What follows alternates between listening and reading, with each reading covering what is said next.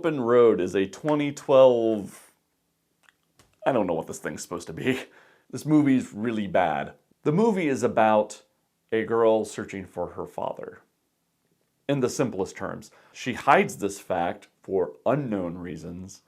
She's not running from the law. She's just looking for her dad. So they think that she's hiding something because she is, but for no reason. But she leaves one town she's in for another town that she's going to, obviously, and meets a policeman. He's a hot cop. He's an attractive man. And they fall in love, even though they have zero chemistry. And then he thinks she's hiding something, which she is, for no reason. I honestly considered doing a DTMS on this movie because it's that bad. I was yelling at the screen throughout its entire running time. And the reason I don't want to do a does this movie suck on it is because I think I have it figured out. I think there's two reasons this movie suffers. One is that a majority of the dialogue seems ad-libbed, and by actors that can't ad-lib. And I think what happened is they got into the edit room, and this movie was 42 minutes long. And I think they went and asked the studio if they could have more money, and asked their sponsors, because this movie has sponsors, if they could have more money, and they had just enough money to shoot 2 or 3 more scenes with Juliette Lewis, who I believe, I'm guessing, I don't know, this is just a theory, was not part of the original cut of the film. Here's Juliette Lewis, you have her for a day. And they shot those scenes with Juliette Lewis, and those scenes seemed incredibly tacked on and incredibly labored, and she's not a good ad-libber either, and those scenes seemed tedious. And they got back into the edit room and their movie was now 52 minutes long. And then they said, now what are we gonna do? So they went back to their sponsors and went back to the studio and said, can we have more money to shoot more footage? And they said no. So to get this thing anywhere close to feature length, it looks like they used every possible frame they could. Nothing hit the cutting room floor. Everything is in this movie.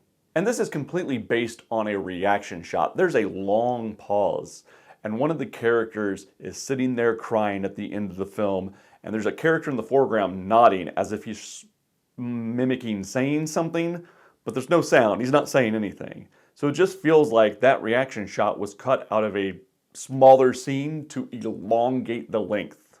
It's one of the worst movies I've seen in the last 10 years.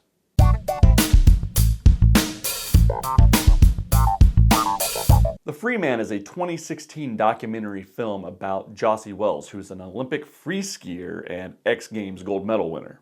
And because of injuries and what that toll has taken on his body, he befriends the Flying Frenchies and learns how to highline. So I have to describe what highlining is.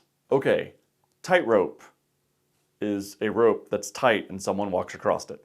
Slack roping is a rope, or it's more like a strap or a line, that is slack in the middle and you have harder control of it because every time you lean, the rope wants to go another way. Highlining is slack roping in the mountains, between crevices. It's freaking nuts. But given Jossie's injuries, he has to find new ways to get that adrenaline rush. So Jossie befriending the Flying Frenchies kind of makes sense in a way. Not in a way that I understand, but in a weird way. So we see this guy who's been at the top of his game in his selected sport try something new and struggle at it because of all the injuries he has. He has to fight with himself and his mental urge to bail on this thing he's not very good at. And from there, the movie becomes a documentary about the Flying Frenchies and how they came to be. Flying Frenchies are a group of highliners, extreme sports addicts, I guess. And even they aren't paint by numbers. They split off into a group of guys that go way overboard on the adrenaline rush. Some of them go base jumping off of skyscrapers, some of them go slacklining between hot air balloons. And then the film kind of morphs again and comes back to Jossie to bookend the story and his reacquaintance with the Flying Frenchies doing something else that's more his speed. I found this to be a well-shot and somewhat harrowing documentary and well-told. It's got a good pace through it. It's never boring. And something like this could be super repetitive, but it never feels that way because it's telling different people's stories throughout, and they all kind of interweave together in this group of people who are looking for the next adrenaline rush. The only downside to the film is that the filmmaker narrates some of the festivities, and he tries to find some deeper meaning, and just butt out, dude.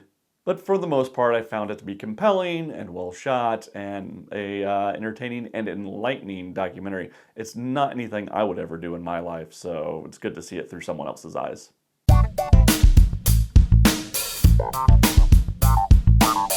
An American Crime is a 2007 film. It's a true-life crime story that happened right here in Indianapolis, Indiana.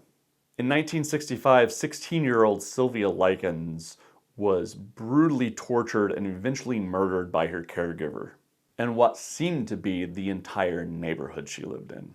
In the film, Sylvia is portrayed by Ellen Page, and her caregiver, Gertrude Braniszewski, is portrayed by Catherine Keener. As we meet Sylvia in the film, her parents, who are carnival workers, decide to leave Sylvia and her younger sister Jenny with a woman they barely know.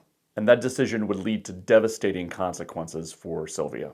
As we meet Gertrude, she is down on her luck, but I'm not sure she understands that yet. She's went through a series of marriages, and she has 6 kids, and needs the money that Sylvia's parents are going to pay her to look after Sylvia and Jenny.